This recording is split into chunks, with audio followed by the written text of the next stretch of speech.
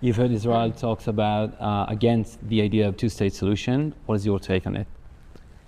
It never struck me as a solution, for starters. And if you look at Arab media, what the Palestinian authorities, the so-called moderates, say on their own television, they are clear that this is simply the platform from which they will continue a war of annihilation against the rest of Israel.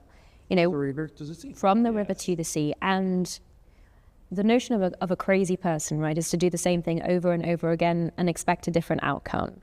We have to learn from history. We have to learn what the withdrawal from 2005 from Gaza led to.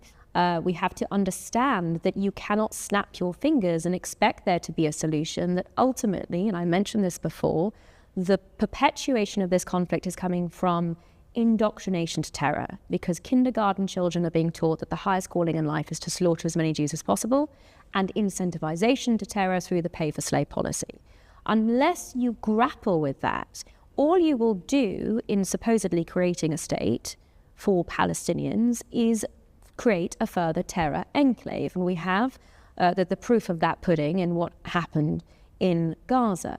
Now, this is not an overnight fix. This takes a generation, at least.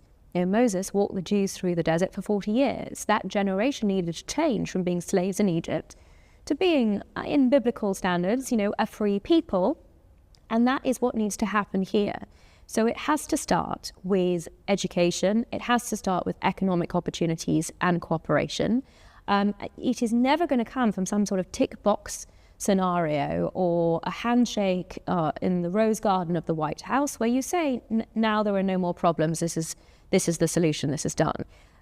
Quite apart from that, the obsessional focus on this notion of a two-state solution is doing untold damage to prospects for peace, because this is certainly not a solution. It is just an opening to further terror, unfortunately for the reasons I've described, but it precludes there being any reasonable discussion over alternatives. And this notion that it's either a two-state solution or a one-state solution is also a complete misnomer. We need to be working towards the betterment of the lives, of the standard of living for both Palestinians and Israelis, and we need to be very clear about what already exists, which is a Palestinian autonomy and self-governance. Self-determination exists for the Palestinians, both in the West Bank and in Gaza, and as I say, unfortunately, we've seen the result of that. Self-determination does not give you a right to a state. If it did, there would be hundreds more states. For sure, the Kurds would have a state. And there is a very famous, Canadian Supreme Court decision, re the secession of Quebec, which is clear that peoples need to self-determine within existing territorial frameworks, and territorial integrity, and here the territorial integrity of the state of Israel, is critical. So when you take all of that into consideration, and you recognize the harm that this obsessional focus and being utterly wedded to this two-state delusion, as I've heard many people referring to it, we really need to break out of that paradigm in order to pursue realistic alternatives.